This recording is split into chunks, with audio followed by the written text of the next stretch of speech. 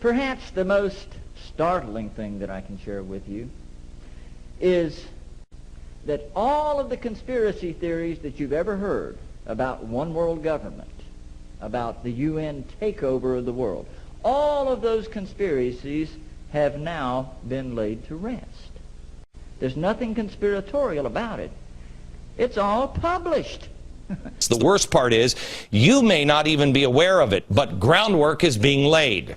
One of the main reasons for these same old tired ideas being revitalized is because those pushing globalism and government control on a global level have mastered the art of hiding it in plain sight and then just dismissing it as a joke. Their great example would be this: the United Nations Earth Summit. Agenda 21.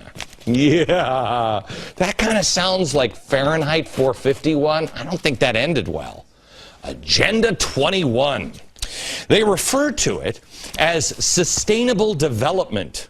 Well, that sounds good. Gee, Wally, that sure sounds great to me. I mean, who's against development, especially the sustainable kind? Yeah. Yeah, you might change your mind when you hear a little bit of the background of sustainable development. Here's how Agenda 21 is defined by the United Nations.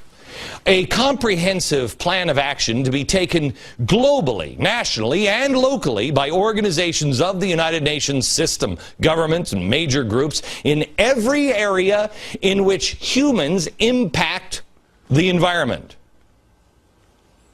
Wow. That's kind of broad.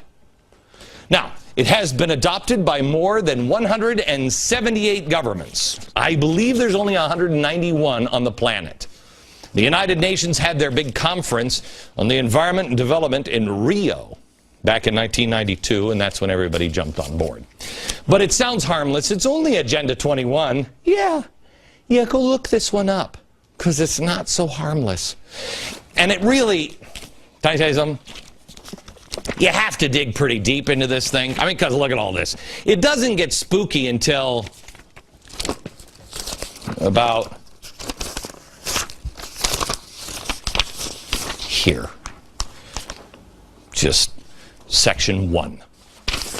Social and economic dimensions, which talks about the redistribution of wealth, changing consumption patterns, promoting health, I love this one, change population, and sustainable settlement.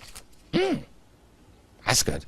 Then a little later, when it talks about the redistribution of wealth, which we all love, quote, developed countries and funding agencies should provide specific assistance to developing countries in adopting an enabling approach to the provision of shelter for all. So that's like guaranteed housing.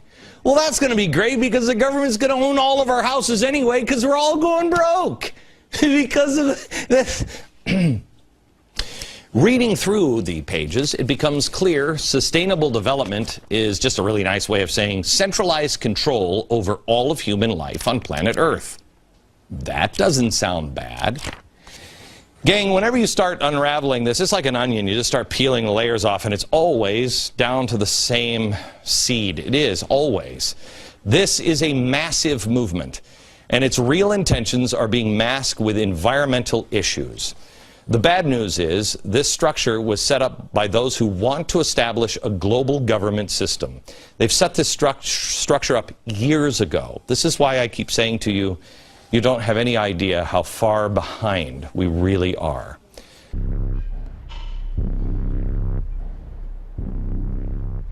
Ladies and gentlemen, the origins of the environmental movement as we see it began back in 1968 when the Club of Rome was formed.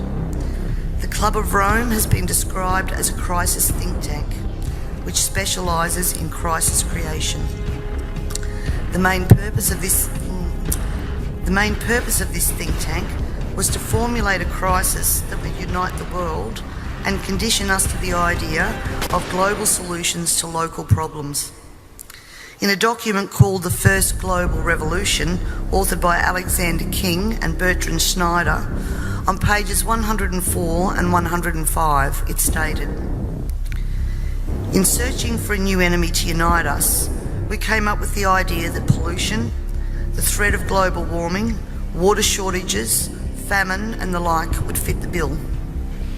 All these dangers, of course, will be caused by human intervention that will require a global response. That's the origin of global warming, ladies and gentlemen. In 1992, former President of the United States, George Bush Sr. said, "Effective execution of Agenda 21 will require a profound reorientation of human society, unlike anything the world has ever experienced. A major shift in the priorities of both governments and individuals, and an unprecedented redeployment of human and financial resources.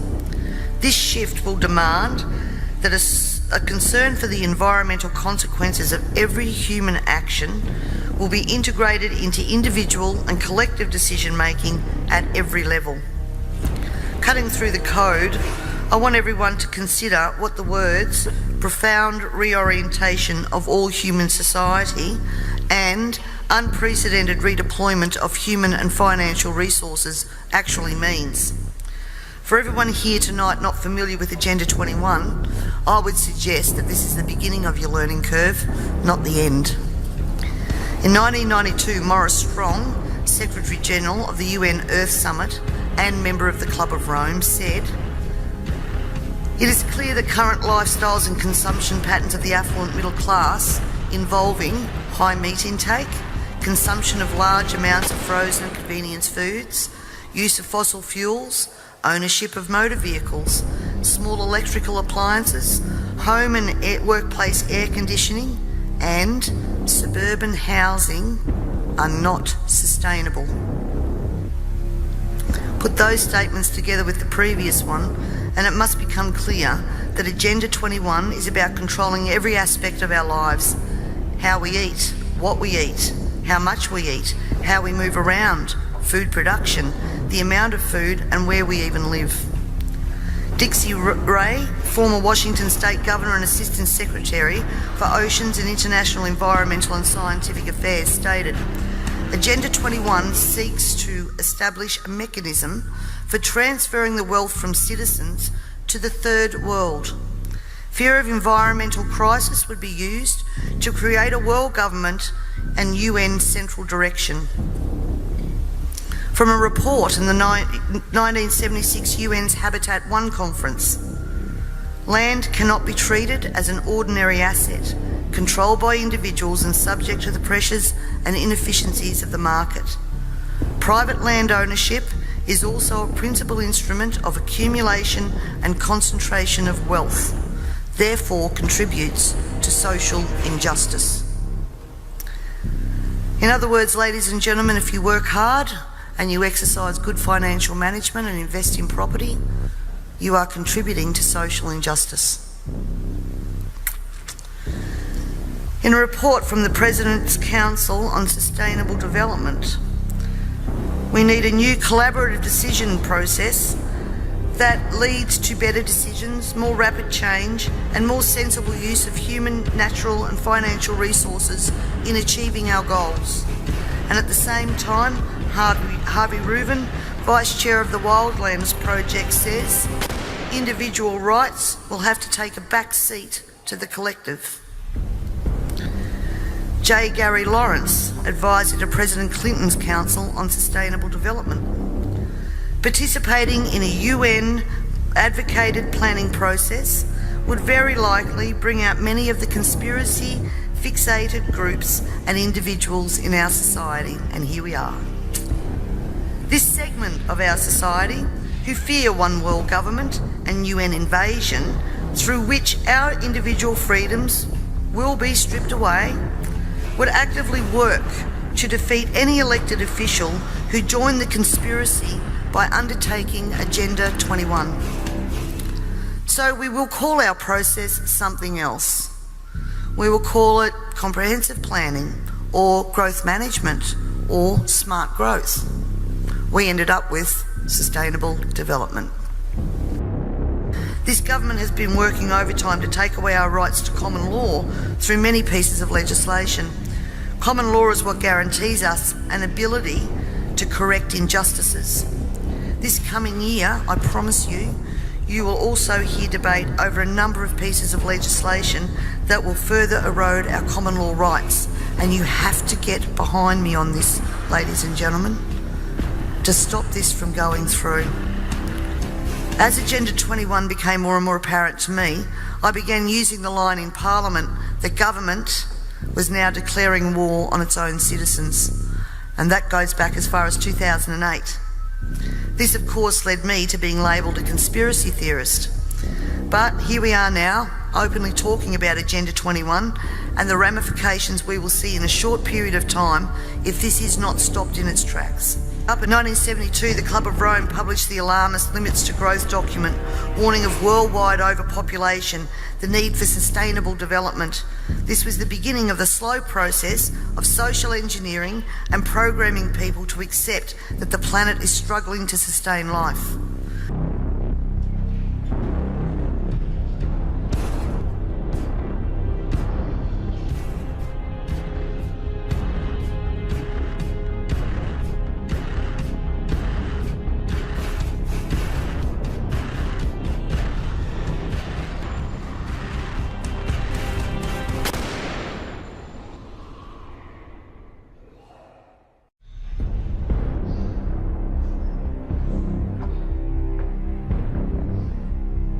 In 1800, there was 1 billion people here. Everybody agrees there were about 1 billion people around 1800. And everybody agrees the population is growing rapidly. But the world is not overcrowded. Don't fall for that overcrowded propaganda going around the schools. The world is not overcrowded. The whole world's population today, all 6 billion people, would fit inside Jacksonville, Florida. Twice. That little city has 25 billion square feet. The world's not overcrowded, folks. Have you driven across Nebraska or Kansas or New Mexico or Texas? Drive across Texas. Anybody ever driven across Texas? You can go for 3 days. Are we still in Texas? Yeah, nothing out there but flat rabbits. I tell you what. The world's not overcrowded. Drive across Tennessee, for heaven's sake. It's not overcrowded. Allowed him to replenish the earth, fill it with kids, have lots of kids, okay? He formed the world to be inhabited, Isaiah 45 tells us, okay? But we got people on the other side who think we should reduce the population of the earth. That's Satan's plan, of course. Jacques Cousteau said we need to eliminate 350,000 people a day. Ted Turner said we need a 95% decline in populations. Okay, Ted, you first. These guys for the New World Order want to reduce the population of the world to 500 million. See, Satan was told by the Lord in the Garden of Eden, you're going to crawl on your belly and eat dust all your life. Then the Lord said, I will put enmity between thee and the woman, between thy seed and her seed. It shall bruise thy head. Satan knows someday some seed of the woman is going to bruise his head, and he's not looking forward to that. So he's decided he's going to kill every human being on the planet. Satan's goal is to kill all of humanity, to thwart God's plan. God said, fill the earth with kids, have a bunch of kids. Satan says, no, we're going to reduce it to 0. Remember when Herod wanted to kill baby Jesus in Bethlehem? What did he do? Killed all the children. Let's be sure to get the right one. Let's just kill them all. And Satan's going to try to kill every human being on the planet. Charles Wooster said, people are the cause of all the problems. We need to get rid of some of them. Bill Clinton signed the Biodiversity Treaty that said we need to reduce the Earth's population to 1 billion. They've already got the Earth divided up into regions. The red areas are for animals only. No human beings allowed. Treaty's been signed. It just hasn't been enforced yet. Coming soon, though. Peter Singer is the guy who wants to have abortions after the baby's born. You got 28 days to decide if you want to keep it. He said, Christianity is our foe. If animal rights is to succeed, we must destroy the Judeo-Christian religious tradition. Like animals have more rights than humans. Greg said the world has cancer. The cancer is man. Prince Philip said, if I could be reincarnated, I would wish to return to Earth as a killer virus to lower human population levels. Nice guy, Phil. For everyone here tonight not familiar with Agenda 21, I would suggest that this is the beginning of your learning curve, not the end.